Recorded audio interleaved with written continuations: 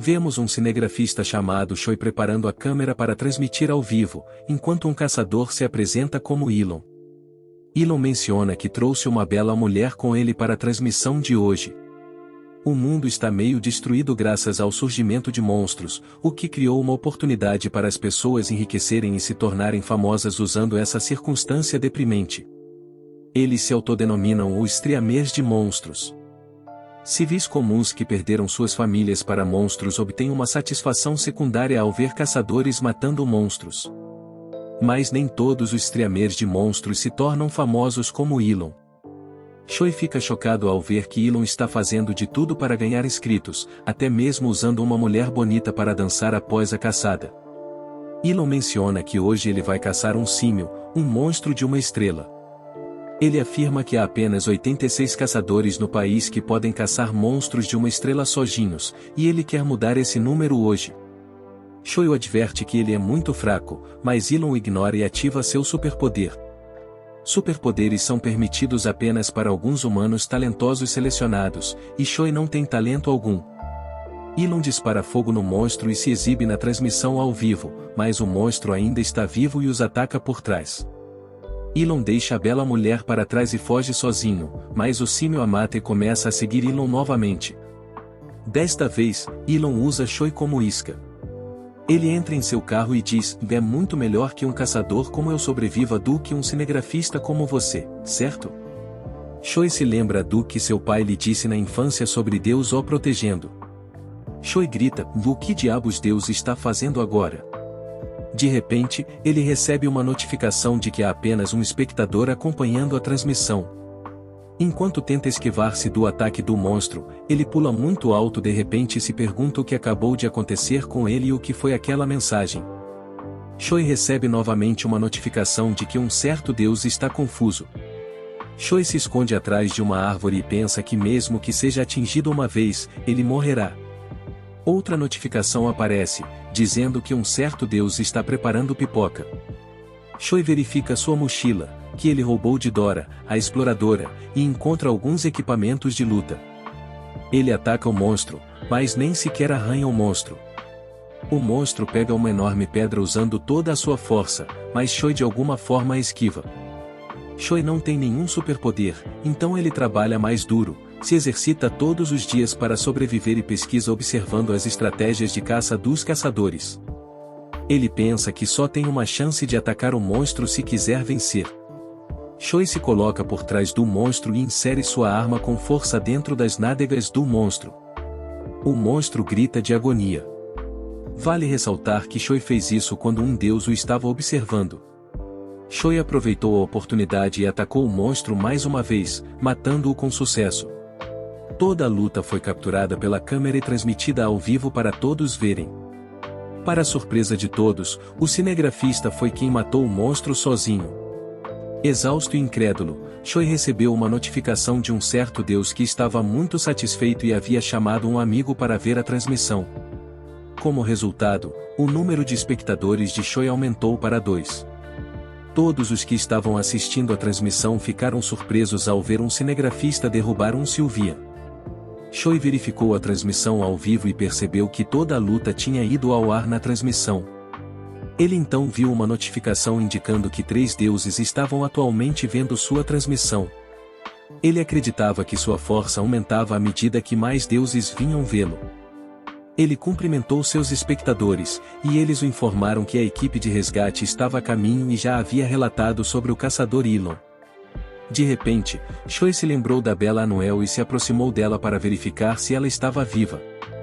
No entanto, a equipe de resgate chegou, e Choi deixou o check-up para eles. Ele transmitiu ao vivo o processo da equipe de resgate e explicou que o objetivo principal deles era extrair o núcleo do monstro, que era um material misterioso que só existia dentro dos corpos dos monstros. Era a origem da vida e da força de um monstro. Enquanto a equipe de resgate trabalhava para extrair o núcleo, algo repugnante começou a sair do corpo da garota. Uma notificação revelou que um dos deuses estava pegando sua pipoca, presumivelmente para assistir à cena horrível. De repente, o monstro engoliu os membros da equipe de resgate, e Choi suspeitou que eram Undertox. Um Undertox é um monstro de uma estrela que controla toxinas e venenos letais. Ele se esconde sob uma pessoa ferida e envenena qualquer ser humano que venha ajudar, aumentando seu número de presas. É um monstro astuto e feroz. A equipe de resgate ordenou que todos abandonassem a garota e recuperassem o núcleo do Sylvian, mas Choi se recusou a desistir. Ele verificou a mochila e encontrou um lança-chamas. Ele usou o lança-chamas para atacar o monstro viscoso com fogo. A equipe de resgate interveio e insistiu que precisavam dos corpos intactos para devolvê-los às suas famílias. No entanto, Choi acreditava que eles deveriam fazer tudo o que pudessem para salvar as vítimas antes que se transformassem em cadáveres. Ele correu em direção à van, pegou um extintor de incêndio e colocou a câmera em seus ombros. Ele explicou que um Undertox era um monstro do tipo elemental que se alimentava principalmente da vitalidade humana. Se neutralizassem o veneno com fogo, ele enfraqueceria e se tornaria indefeso. Choi não valorizava a vida humana, nem tinha uma mente heroica. Suas ações eram completamente calculadas, e seu objetivo era garantir essa oportunidade para se estabelecer firmemente como um streamer de monstros. Ele acreditava que para vingar sua família, precisava de poder e influência. Choi informou a seu público que o calor do fogo era uma fraqueza fatal para o Undertox. Isso poderia neutralizar o veneno, que era a principal forma de ataque do monstro, tornando-o fraco e indefeso. Quando o Undertox era encurralado e não tinha como atacar, ele fazia uma de duas escolhas. Ele abandonaria sua presa ou usaria o hospedeiro para lutar pela última vez. O monstro assumiu o corpo da garota e atacou Choi, mas ele, sendo um sigma masculino por natureza, atacou diretamente o rosto da garota. Os deuses comentaram que isso foi muito duro, mas Choi ameaçou encerrar a transmissão. Consequentemente, o monstro saiu do corpo da garota, e Choi os levou para fora. Choi informou a seus espectadores que, a partir de agora, ele transmitiria nesse canal. Alguns dias depois, outra transmissão ao vivo do cinegrafista Choi é vista. Choi voltou para casa após sair do hospital, mas fica chocado ao descobrir que sua casa foi destruída pelos monstros. No entanto, os deuses estavam ansiosos para ver violência, então Choi rapidamente liga a câmera para começar uma luta. No entanto, outro caçador chamado Anjo se aproxima e desliga sua transmissão ao vivo, revelando suas verdadeiras intenções. Anjo diz a Choi que ele é seu sênior e ordena que ele saia. Choi retruca que o verdadeiro rei é aquele com mais espectadores e diz a Anjo que ele transmitiu toda a conversa ao vivo. Envergonhado, Anjo muda de assunto e diz que vai mostrar a Choi como caçar um monstro adequadamente. Um monstro símio aparece, e Anjo o ataca com seus relâmpagos, mas outro símio ataca Anjo por cima e o nocauteia. Choi zomba do símio e começa a correr porque não tem certeza de quão mais poderoso ele se tornou depois de conseguir 4 deuses como seus espectadores. Ele entra em uma igreja para lutar enquanto se esconde. Depois de um tempo, Anjo acorda e ouve algum barulho vindo da igreja. Ele entra e fica totalmente chocado ao ver que Choi matou um símio com a ajuda de uma cruz sagrada. Quando o Anjo pergunta como ele fez isso, Choi diz que talvez tenha recebido a ajuda de Deus. Choi verifica a reação de seus espectadores e vê um aumento substancial em seus inscritos. Choi age como um fraco e diz que só conseguiu sobreviver desta vez, agradecendo a todos os seus espectadores por seu apoio. Os deuses zombam de Choi, perguntando se ele não tem consciência ou se já os esqueceu. Anjo está completamente irritado e, para salvar sua reputação, propõe uma luta para determinar quem é o mais forte. Choi age como um fraco novamente e pergunta se Anjo quer que eles lutem entre si. Anjo explica que ele quis dizer que convidaria Choi para a caçada colaborativa de MSO na próxima semana, onde ele colaborará com a melhor streamer de monstros do país, uma mulher chamada Kim Soo-yeon. Choi acha que esta é uma ótima oportunidade para filmar com alguém como ela e aceita a oferta. Alguns dias depois, Choi chega ao aeroporto internacional de Finpo, que está completamente destruído, e ele lembra de seu passado quando estava completamente sozinho em um lugar semelhante. De repente, Anjo chega e ordena a Choi que o siga.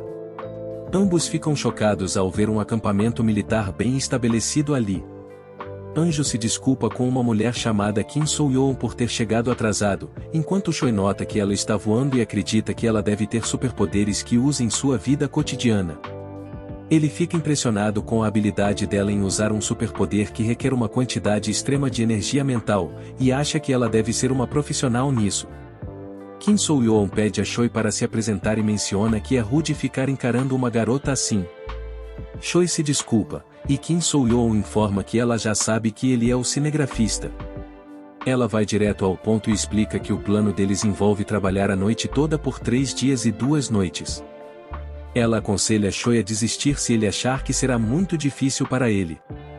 Anjo fica chocado ao ouvir o plano, mas Choi, sendo um mulherengo, diz que mesmo 4 dias e 3 noites não seriam muito difíceis. Kim Soo-yeon o desafia e diz que verão sobre isso. Choi assegura confiantemente que não a decepcionará, e eles apertam as mãos. Uma notificação então aparece, indicando que o coração de Deus está batendo muito rápido. Após 2 dias de preparação, Kim Soo-yeon os instrui sobre o plano e pergunta a Choi se ele tem alguma intenção de se juntar ao exército. Ela também oferece a ele a oportunidade de trabalhar bem ao seu lado.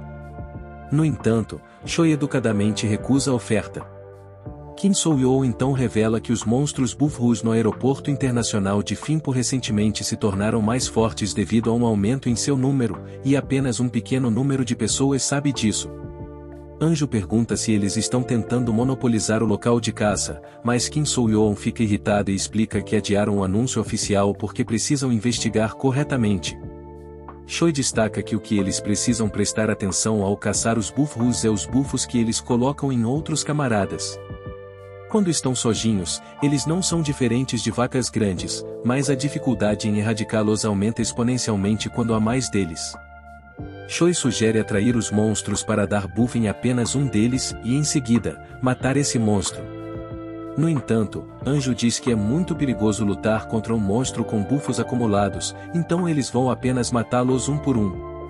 Kim Soo-yeon concorda com o plano de Anjo e pede a Choi para ser a isca para atrair os monstros. Choi aceita o plano. Agora, eles começam sua transmissão combinada enquanto lutam contra os monstros. Os espectadores ficam chocados ao ver que Kim Soo-yeon e o cinegrafista estão juntos. Choi cumprimenta seus espectadores e explica o procedimento padrão de mirar em cada Buffarock individualmente quando eles estão desatentos. Ele também destaca que a primeira coisa a se observar é a habilidade de buff dos Buffarocks, que não pode ser usada em si mesma, mas pode ser usada em outros Buffarocks. Choi pega uma grande porta de avião e diz a seus espectadores para não se preocuparem com Soo-yeon e Anjo, porque eles são caçadores veteranos. Ele sugere que eles se concentrem nele em vez disso e pergunta se alguém pode adivinhar o propósito da porta. Ele oferece um chifre de Buffarock como recompensa para a primeira pessoa a responder corretamente. Thumbelina responde que a porta é usada para camuflagem, e Choi promete enviar o chifre se ele sobreviver. Choi explica que os Buffarocks são animais meio cegos que o percebem como parte da paisagem com a porta. Ele salta e ataca o Buffarock, quebrando seus chifres. Embora a criatura ainda esteja viva, Choi a ataca novamente e adquire uma pedra de mana. O Buffarock principal, que tinha todos os buffos, fica menor devido à perda de um buff. Os deuses, frustrados com o progresso lento, tomam uma decisão séria e fazem uma doação a Choi. Ele vê algo brilhando dentro do cadáver do monstro e retira uma pá de seu corpo. No entanto, é muito pesada para ele, e o deus sugere que ele vá à academia. Choi usa a pá para atacar o monstro, e fica chocado ao vê-lo morrer com um único golpe. Ele então acelera o ritmo e mata rapidamente todos os monstros restantes. Do outro lado, o Buffarock principal fica consideravelmente mais lento e menor. De repente, reforços chegam e atacam os monstros. Choi nota que os deuses estão de repente preocupados, e ele se pergunta por quê. Em seguida, todos os caçadores são cortados por lâminas. Eles podem observar um monstro com lâminas de aparência peculiar voando no céu. Como uma criança, Choi tinha uma mãe amorosa, uma linda irmãzinha e um pai dedicado. No entanto, um dia, centenas de milhares de espadas caíram do céu, matando todos eles. A causa dessa destruição foi a Nullblade, um monstro de 5 estrelas que nunca foi derrotado. A Nullblade está diante de Choi agora, e apesar dos deuses lamentarem seu destino trágico, Choi está rindo. Ele diz a seus espectadores que viveu por este momento durante toda a sua vida.